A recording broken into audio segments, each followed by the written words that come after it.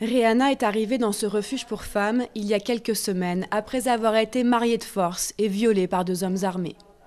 Au mois d'août, le Pakistan est sous les eaux, frappé par les pires inondations de son histoire. La jeune femme de 19 ans accompagne ses voisines au point de livraison d'aide humanitaire, mais ses amis la trahissent et l'emmènent dans une maison où les 2 violeurs l'attendent.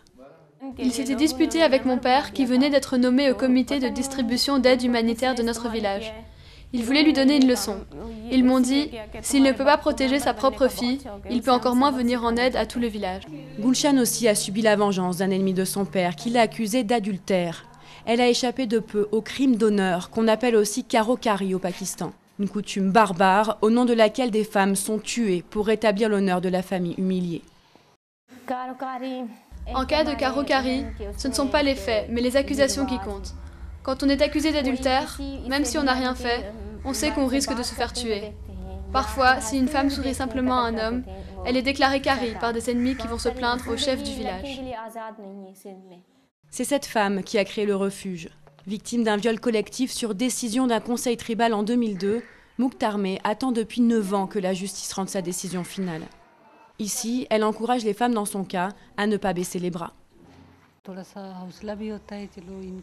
Quand j'arrive à les aider, ça m'encourage. Mais quand j'échoue, j'ai l'impression de revivre un cauchemar. 8000 plaintes pour différents cas de violence ont été déposées par des Pakistanaises en 2010. Mais d'après les organisations des droits de l'homme, ce chiffre est très en dessous de la réalité.